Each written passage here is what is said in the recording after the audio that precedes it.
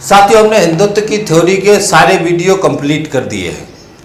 उसके पहले 3 वीडियो हैं जिसमें हमने विकास क्रम को समझाया है और 4 वीडियो है जिसमें हिंदुत्व की थ्योरी है। यदि आपने ये 7 वीडियो नहीं सुने हो तो समय निकाल करके पहले इन 7 वीडियो को जरूर सुन लें। इसके बाद साथियों, इस हिंदुत्व की थ्योरी के अंदर क्या नकारात्मक है, क्या सकारात्मक है, इस थ्योरी के अंदर ये थ्योरी सही है या गलत है, बहुत सारे ऐसे सवाल हम इस थ्योरी के ऊपर उठाएंगे। और साथ ही इस थ्योरी को हम बहुत ही तार्किक तरीके से सवाल उठाएंगे, तर्क से इस थ्योरी को समझेंगे कि इस थ्योरी के अंदर ये जो तार्किक है, जो वैज्ञानिक पद्धति है, उसके हिसाब से थ्योरी टिक पाती है या नहीं टिक पाती है। ये थ्योरी हमारे देश के लिए सकारात्मक होगी या हमारे देश के लिए नकारात्मक होगी, इस बात को साथी हम समझना है। तो साथी अब इस चर्चा को हम शुरू करते हैं।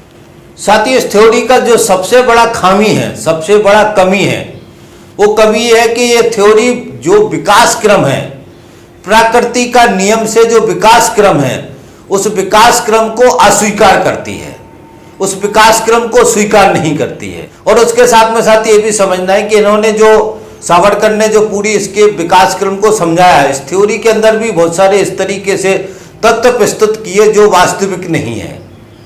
जैसे उन्होंने हिंदू शब्द को बहुत ही प्राचीन संस्कृति से जोड़ दिया, तबकि यथार्थ है कि हिंदू शब्द 10वीं शताब्दी के बाद ही प्रचलन में आया। 10वीं शताब्दी के बाद ही ये शब्द पैदा हुआ। इसके पहले हिंदू शब्द नहीं है। इसके पहले आपको हिंदू शब्द का उच्चारण किसी भी ग्रंथ में कहीं नहीं मिलेगा, ये हमको याद रखनी है। दूसरा साथियों, जैसे विकास क्रम में यह है कि हमारा जो इतिहास बताता है, वो जो सिंधु घाटी की सभ्यता, हड़प्पा सभ्यता, ये सिविलाइजेशन थी, जो सभ्यता ये नष्ट हो गई हैं।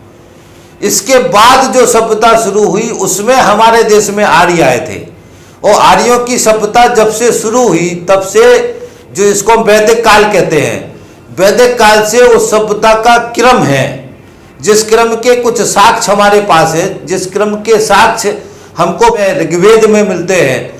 ऋग्वेद का जो समाज है, ऋग्वेद के समाज के बाद से निरंतर समाज का विकास हुआ है। इसलिए साथियों, जो सावरकर ने जो बताते हैं, वो सिंधु घाटी की जो सभ्यता है, सिंधु सभ्यता को भी वैदिक सभ्यता बोलते हैं, वैदिक दर्शन का हिस्सा बोलते हैं। वो इस काल को अपने काल में जोड़ते हैं। और साथ में जो महाभारत का और रामायण का जो काल है, वो सिंधु घाटी की जो सभ्यता है उसके पहले का बताते हैं।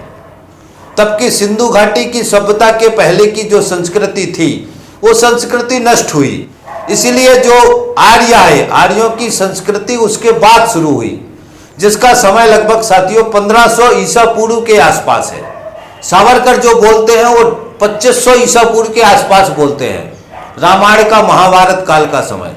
तब की उस समय साथियों आर्यों वाला जो संस्कृति है, जिसको वैदिक संस्कृति कहते हैं, ये शुरू ही नहीं हुई थी। जैसे मनुस्मृति में हमने जो पढ़ा, उसमें तो कहते हैं कि दुनिया जब से शुरू हुई तब से मनु ने पैदा करी, ब्रह्मा ने पैदा करी। तार्किक रूप से ये तथ्य सही नहीं है, ये तथ्य गलत है। ये कहानी के रूप में लोगों को समझा रहे हो, वो ठीक है, कहानी उन्होंने समझा दी, मगर ये कहानी सत्य नहीं है, यथार्थ नहीं, ये कहानी झूठी है जो गढ़ी गई है। इसलिए हमको समझना है साथी, तार्किक रूप से समझना है कि सिंधु घाटी की सभ्यता के बाद ही आर्यों की सभ्यता शुरू हुई, जिसको हम वैदिक परंपरा कहते हैं, जिसको ऋग्वेदिक काल कहते हैं। इसीलिए सिंधु घाटी और हड़प्पा सभ्यताओं के पहले जो ये इसको कहते हैं कि उस समय महाभारत और रामायण काल हुआ, ये गलत कहते हैं। क्योंकि राजाशाही की व्यवस्था की शुरुआत ही लगभग 1000 ईसा पूर्व के आसपास हुई है, जिसके साक्ष्य हैं, जिसकी शुरुआती जो है जानकारी है, जो वेदों के अंदर है, जो ब्राह्मण ग्रंथों के अंदर है, जो हमारे पास ब्राह्मण ग्रंथ लिखे गए थे, उसका पूरा एक क्रम है, जिसको हमको हमारे पास यथार्थ रूप से है वो।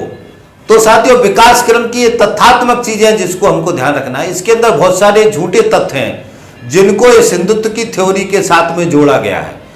और हमको ये भी समझना है साथी, शुरुआती दौर में जो आर्य थे, आर्य खुद पशुपालन करते थे, और पशुपालन करने के रूप में आर्य एक जगह नहीं रहते थे, वो भ्रमण करते थे। जब खेती का विकास हुआ 1000 ईसा पूर्व के आसपास, लोहे का विकास हुआ, लोहा का इजाद हुआ, उसके बाद से खेती का विकास हुआ, और खेती का विकास होने के बाद आर्य फिर स्थायी हुए। वो आर्यों का स्थायी होने के बाद से फिर उन्होंने वहां पे एक राज व्यवस्था कायम की, एक क्षेत्र कायम किया। उसके बाद से फिर राजाशाही व्यवस्था शुरुआत हुई। ये साथियों यथार्थ विकास क्रम है जिसको हमको समझना है साथियों। और इस यथार्थ विकास क्रम को सावरकर ने या जो भी हिंदू दर्शन के लोग हैं वो इसको झुठलाते हैं, ये हमको समझना है। एक बात अच्छी इसमें सावरकर ने की है कि आर्यों के अलावा अनार्यों को भी स्वीकार किया है। हमको ये समझना है तार्किक रूप से कि आर्य जब आए थे तो आर्य एक निश्चित भूभाग में थे। उसके पहले हमारे देश के अंदर पहले से एक व्यवस्था थी जो द्रमण कहा गया जिनको, या जिनको अनार्य कहा गया। तो जो अनार्य थे वो पहले से एक सभ्यता थी, आर्यों ने उस सभ्यता के साथ टकराव हुआ। जो ये कहानियों में समझाते हैं कि राक्षस थे वो देवता थे, देवताओं और राक्षसों का युद्ध हुआ, ये राक्षस और देवताओं का जो स्वरूप बताते हैं धार्मिक ग्रंथों में, वो राक्षस उनको कहते हैं जो यहाँ के मूल निवासी थे, जो आर्यों की संस्कृति को रोकते थे। आर्य जब जंगलों को नष्ट करते थे तो उनसे लड़ते थे। तो आर्यों को इस ग्रंथों में देवता कहा गया है और जो अनार्य थे उनको राक्षस कहा गया है।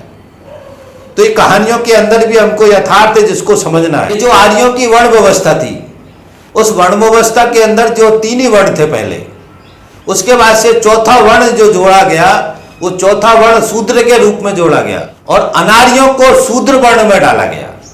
जो यहाँ के स्थानीय लोग थे उनको शूद्र वर्ण में डाला गया और उनको कहा गया कि तुम्हारा ये काम है कि इनकी ध्वजों की सेवा करना। वर्ण व्यवस्था का जो स्वरूप शुरुआती दौर में था वो क्रम आधारित था, जाति आधारित नहीं था। ये भी हमको ध्यान रखना है। एक एक परिवार में 3-3, 4-4 वर्ण के लोग भी थे और वर्ण व्यवस्था इस तरीके से नहीं थी जिस तरीके से वर्ण व्यवस्था को मनुस्मृति में बाद में लिखा गया। जब मनुस्मृति को लिखा गया शुंग काल में, तो मनुस्मृति के अंदर भी बहुत सारे उन्होंने कहानियों को बनाया गया और कहानियों को जोड़ा गया। मनु की कहानी बोल के ये सारा एक पूरा बैग से उसको जब से दुनिया हुई तब मनु ने बताया, ये सब एक मनगढ़ंत कहानी गढ़ के उसको सिस्टमेटिक किया गया। ये हमको ध्यान रखना है, तार्किक रूप से ध्यान रखना है। तो ये जो विकास का क्रम है साथियों, इसको हमको बहुत ही अच्छी तरीके से समझना है। मगर साथियों जैसा कि सावरकर ने भी बताया, और हमारी संस्कृति के अंदर सामूहिक संस्कृतियां रही हैं, साझी संस्कृतियां रही हैं, जिसके कारण से कोई विचार है वो कभी खत्म नहीं हुआ, वो दोबारा पैदा हुआ। क्योंकि ये जो ब्राह्मणवादी दर्शन था, जो मैं पिछले वीडियो में भी समझा चुका हूं कि ये राजसत्ता का दर्शन बनाया गया। बाकी बौद्ध का दर्शन, महावीर का दर्शन राजसत्ता का दर्शन नहीं था। इसलिए राजसत्ता का दर्शन होने के कारण से जब शुंग काल में जब ये मनुस्मृति लिखी गई, उसके बाद से ये वापस राजाओं ने इस दर्शन को मजबूत किया और ब्राह्मणवादी दर्शन दोबारा मजबूत हुआ। तो ये हमको समझना है कि जिस तरीके से सावरकर ने पुरातन में, सनातन में, जिस तरीके से जो आजकल धार्मिक लोग कथा कहानियों के माध्यम से दुनिया की चीजें गढ़ के जो बताते हैं, उसमें बहुत सारा झूठ है। ये हमको समझना है। बहुत सारा यथार्थ नहीं है, बहुत सारा झूठ है उसके अंदर, जिसको लोगों ने मनगढ़ंत तरीके से उसको सेट करके आज देश की जनता के सामने पेश करने की कोशिश कर रहे हैं। तो ये हमको याद रखना है। इसलिए साथियों आगे जो विकास हुआ, शुंग काल के आगे जो विकास हुआ, उस विकास के बाद में दुनिया का विकास और हमारे भारतीय दर्शन का विकास क्रम सिस्टमेटिक हमको दिखता है। उसी के साथ में दर्शनों का विकास हुआ। मैंने चारवाक का दर्शन के बारे में बता चुका हूं। सबसे पहले चारवाक का दर्शन था। भौतिकवादी जो कबीलाई संस्कृति थी वो भौतिकवादी दर्शन की संस्कृति थी। जब चारवाक पैदा नहीं हुए थे उसके पहले भी भौतिकवादी दर्शन था। ये हमको ध्यान रखना है। भौतिकवादी दर्शन के बाद जो है ये ब्राह्मणवादी दर्शन पैदा हुआ, वैदिक संस्कृति पैदा हुई, आर्यों की संस्कृति आई। और आर्यों की संस्कृति जब आई तो इन्होंने जो भौतिकवादी दर्शन की कबीलाई संस्कृति थी उसको नष्ट किया और ये अपने तरीके का एक वैदिक दर्शन जिसको हम कहते हैं उसको लागू किया। तो ये साथियों विकास क्रम है जिसको हमको समझना है। उसके बाद से फिर चारवाक ने भौतिकवादी दर्शन को गढ़ा और उन्होंने कहा है कि भौतिकवादी दर्शन ही सही है। चारवाक के दर्शन के वीडियो में पीछे डाल चुका हूं। तो ये साथियों विकास क्रम है जिसको हमको समझना है, जिसको हमको याद रखना है। वैदिक काल का शुरुआत 1500 ईसा पूर्व के आसपास हुआ, पहली बात हमको ये समझना है। और राजाशाही व्यवस्था का शुरुआत 1000 ईसा पूर्व पहले हुआ। और इसी समय में रामायण और महाभारत का जो समय है वो समय हम कह सकते हैं। बाकी रामायण का और महाभारत का जो ऐतिहासिक तथ्य है, वो इतिहास को जब हम पढ़ते हैं तो उसमें कहीं भी ये तथ्य नहीं मिलते हैं। इतिहास को जो पढ़ते हैं उसमें कहीं भी रामायण का और महाभारत का जो राजाशाही का काल है वो नहीं मिलता है। इसलिए हमारे जो मित्र हैं, जो हिंदू दर्शन के लोग हैं, इसलिए ये इस काल को सिंधु घाटी और हड़प्पा जो सभ्यता उसके पहले का बताते हैं, जिस काल का कोई प्रमाण नहीं है, जिस काल का कोई जानकारी नहीं है।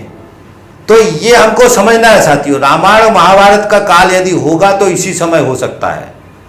बाकी यदि इस समय रामायण और महाभारत का काल अगर नहीं है, नहीं स्वीकारते हैं, तो फिर ये पूरी रामायण और महाभारत बाकायदा एक काल्पनिक तरीके से इस पूरी कहानी को गढ़ा गया है। राज व्यवस्थाओं को, राजाशाही को जनता को समझाने के लिए एक तरीके की कहानी गढ़ी गई है, जिस कहानी को एक अवतार के रूप में बताया गया, जिस कहानी को पूरा राम और कृष्ण के जो अवतार है इनको समझाया गया, ये सारा काल्पनिक है।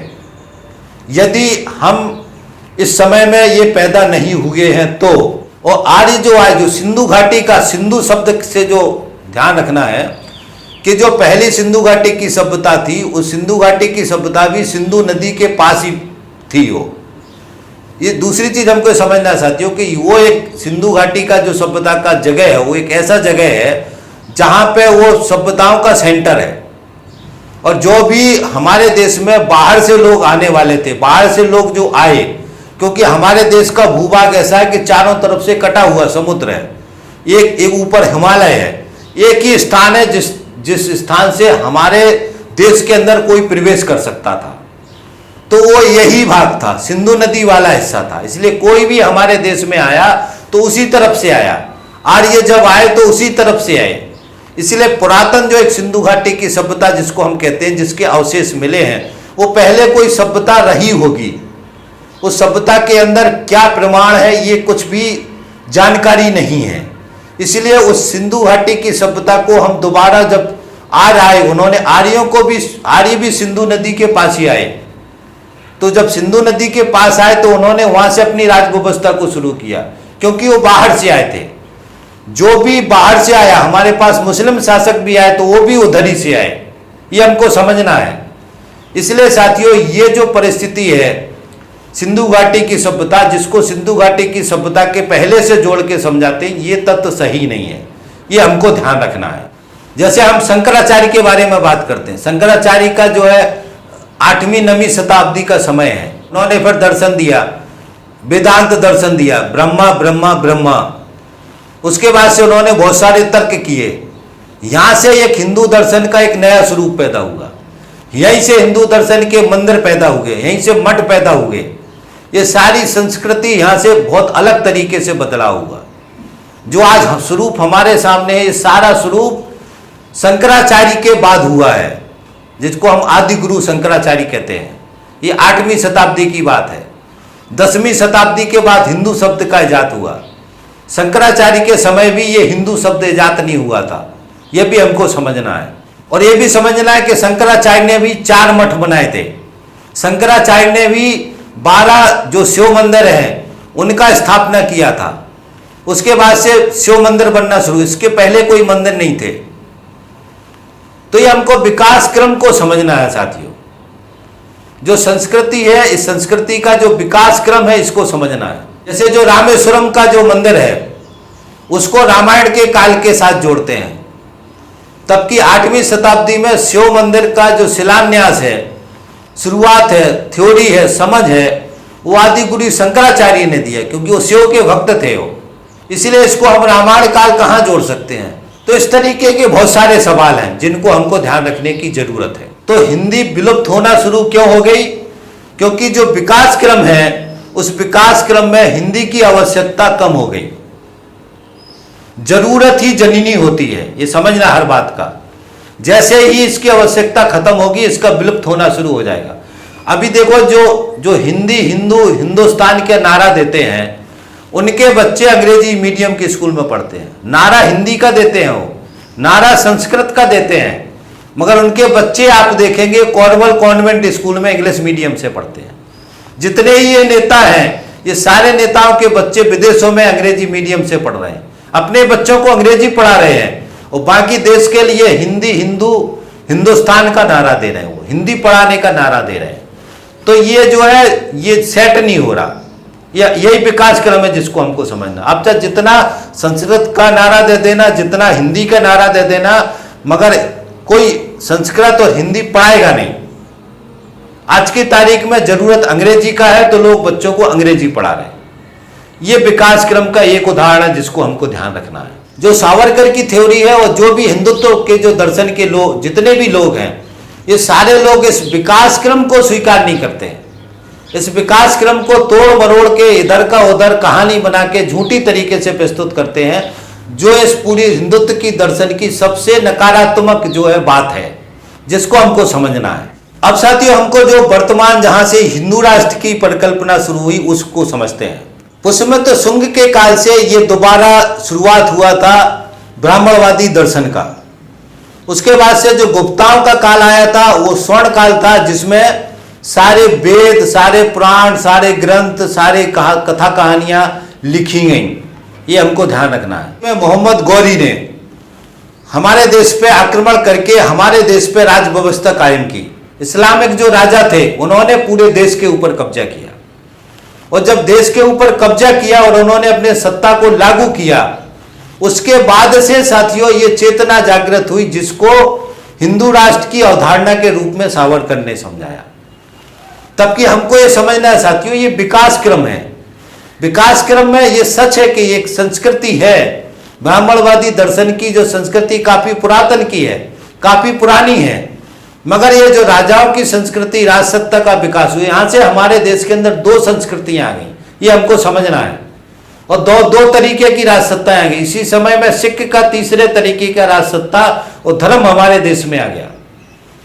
तो ये इस परिस्थिति को स्वीकारना है। सावरकर इस परिस्थिति को नहीं स्वीकारते। दूसरी सबसे महत्वपूर्ण बात यह है कि इस समय राजाशाही व्यवस्था का अंत हुआ था और नई पूंजीवादी व्यवस्था का शुरुआत हुआ था। तो इस समय व्यवस्था परिवर्तन हुआ। जो मनुस्मृति और जो ये धर्माधारित राज सत्ताएं थी, वो खत्म हुई। तो धर्माधारित राज सत्ताएं खत्म हुई, इसका अर्थ क्या है कि ये जो पुरानी ब्राह्मणवादी दर्शन की व्यवस्था थी, जिसको मनुस्मृति की हम व्यवस्था कहते हैं, जिसका संविधान मनुस्मृति था, ये व्यवस्था खत्म हुई। कब खत्म हुई? जब राजाशाही व्यवस्था खत्म हुई। उसके साथ में मनुस्मृति की व्यवस्था भी खत्म हुई। तो वो खत्म हो गई। उसके बाद से फिर एक सामूहिक व्यवस्था पैदा हुई, जो धर्मनिरपेक्ष की व्यवस्था थी, जिसको अंग्रेजों ने कायम किया। अब ये स्वरूप बदला, ये विकास के क्रम का हिस्सा है, मगर सावरकर इसको विकास के क्रम का हिस्सा नहीं मानते हैं। वो वापस यही समझाते हैं कि जो हिंदू दर्शन की ब्राह्मणवादी राज व्यवस्था थी, उस राज व्यवस्था को दोबारा कायम करना है, धर्माधारित राज व्यवस्था को दोबारा कायम करना है। ये सावरकर थ्योरी लेके आए, जबकि ये थ्योरी विकास के क्रम के हिसाब से गलत है, क्योंकि राजाशाही व्यवस्था खत्म हो गई। तो जब राजाशाही व्यवस्था खत्म हो गई, तो ये थ्योरी वापस धर्म की राज व्यवस्था नहीं चल सकती है, जिस तरीके से राजाशाही व्यवस्था में धर्म की राज व्यवस्था चलती थी। अब ये व्यवस्था नहीं चल सकती है। तो ये बहुत ही प्रमुख बात है, इसको सावरकर अस्वीकारते हैं, उसको नहीं मानते हैं। इसलिए ये दर्शन जो है आगे चल करके ये दर्शन समाज का दर्शन नहीं बन पाएगा, और ये विकास क्रम में ये गलत विकास क्रम में वापस हम पीछे जा रहे हैं। इसलिए ये दर्शन सही नहीं है, विकास क्रम की कसौटी पे सही नहीं है। ये हमको समझना है। हमारा संस्कृति का विकास करना चाहिए, ये बात सच है। हमारे यहाँ हिंदू दर्शन की, ब्राह्मणवादी दर्शन की एक विरासत है, ये बात सच है। इस विरासत को संजो के रखना ये जरूरी है, ये बात भी सच है, इसमें कोई गड़बड़ नहीं है। मगर इसको राजसत्ता का दर्शन बनाना ये गड़बड़ है। ये राजसत्ता का दर्शन नहीं बन सकता, ये हमको समझना है। जो सावरकर राजसत्ता का दर्शन बनाने के लिए ये हिंदुत्व का थ्योरी प्रस्तुत की है। जो थ्योरी को बनाए, जिस थ्योरी को गढ़ा उन्होंने, जिसको हमको समझना है। दूसरा साथियों समझना है कि जब हमारे देश के अंदर पहले एक ही दर्शन था, ब्राह्मणवादी दर्शन, तो उसमें कोई समस्या नहीं थी। मगर इस विकास क्रम में हमारे देश के अंदर 3 दर्शन पैदा हो गए राजसत्ता के, और चौथा अंग्रेज आ गए थे, तो 4 दर्शन हो गए राजसत्ता के। तो जब 4 दर्शन राजसत्ता के एक देश के अंदर हो गए, एक भूभाग पर हो गए, तो अब इसको आप नकार नहीं सकते, इसको आप झुटला नहीं सकते हो। विकास क्रम में पैदा हो गए, जिसके कारण से धर्मनिरपेक्ष व्यवस्था कायम हुई। अब जो राजसत्ता कायम क्यों, धर्मनिरपेक्ष की अवधारणा क्यों पैदा हुई? अगर हमारे देश के अंदर इस्लामिक शासक नहीं आते, हमारे देश के अंदर अंग्रेज नहीं आते, तो हमारे देश के अंदर धर्मनिरपेक्ष की अवधारणा नहीं आती। ये थ्योरी देने का भी जरूरत नहीं पड़ता। शाही व्यवस्था खत्म होती और लोकतांत्रिक व्यवस्था चालू हो जाती। मगर इस समय भी साथियों मनुस्मृति की व्यवस्था तो नहीं होती, वो नष्ट हो जाती। जो मनुस्मृति की व्यवस्था सावरकर, गोलवलकर और आरएसएस लाना चाहते हैं, ये मनुस्मृति की व्यवस्था फिर भी नहीं आती। मगर इस दर्शन में विवाद नहीं होता कि ये इस्लाम का दर्शन आ गया, ईसाई दर्शन आ गया, जो विवाद आज हमारे देश में कर रहे हैं।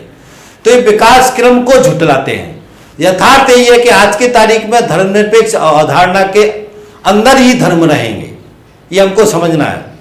जिस प्रकार से सावरकर ने हिंदुत्व की थ्योरी के अंदर सभी धर्मों को रखा, जैन धर्म को, बौद्ध धर्म को, सिख धर्म को रखा ना, उसी तरीके से उसी के अंदर, इसी धरती के अंदर इस्लाम को और ईसाई को भी रखना होगा, और तभी धर्मनिरपेक्ष की अवधारणा होगी।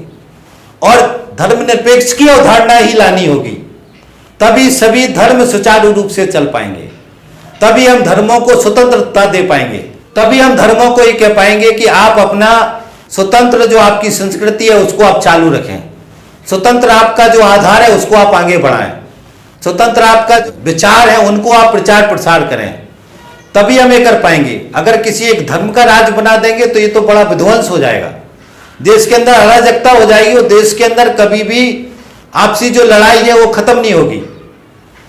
ये हमको समझना है। इसलिए ये विचारधारा जो है हमारे देश के फायदे में नहीं है। अगर जब भी इस विचारधारा को लागू किया जाएगा तो देश के अंदर अराजकता होगी, क्योंकि ये विचारधारा विकास के क्रम को नहीं स्वीकारती। हिंदुत्व की अवधारणा में 2 सबसे बड़े तथ्य हैं कि ये मनुस्मृति की राज व्यवस्था कायम करना चाहते हैं जो लागू नहीं हो सकती है, दूसरा ये धर्मनिरपेक्ष की अवधारणा को तोड़ना चाहते हैं। अगर धर्मनिरपेक्ष की अवधारणा को तोड़ देंगे तो सभी धर्मों के लोग आपस में लड़ जाएंगे। तीसरी बात समझनी है साथियों कि राजसत्ता किसी एक धर्म की नहीं हो सकती, क्योंकि उस धर्म की जैसी राजसत्ता बनाने की कोशिश करोगे तो बाकी जो समुदाय के लोग हैं, बाकी धर्मों के लोग हैं, उनके अंदर भी ये भावना आएगी कि हमें भी अपने धर्म की राजसत्ता कायम करना है। तो इससे देश का विखंडन हो जाएगा, देश का बंटवारा हो जाएगा। इसी कारण से एक बार हमारा देश का बंटवारा हो चुका है, हिंदुस्तान पाकिस्तान। ये बंटवारे का आधार ही यही था। जो भी हिंदू राष्ट्र की अवधारणा में जिन्होंने थ्योरी दी है कि हिंदू राष्ट्र की अवधारणा में मनुस्मृति का राज कायम होगा, सिर्फ हिंदू दर्शन का राज कायम होगा, सिर्फ हिंदू धर्म का राज कायम होगा, जब भी अवधारणा दी तब से ये देश का बंटवारा हो गया। आज भी यदि हम इस अवधारणा को लेके आते हो, जब भी हम ये कहते हैं कि हिंदू धर्म का, हिंदुओं का राष्ट्र कायम होगा, तो स्वतः सवाल खड़े हो जाएंगे कि जो बाकी जो पंथ के लोग, बाकी धर्म के लोग हमारे देश के अंदर हैं, उनका भी राष्ट्र की मांग वो करने लगेंगे।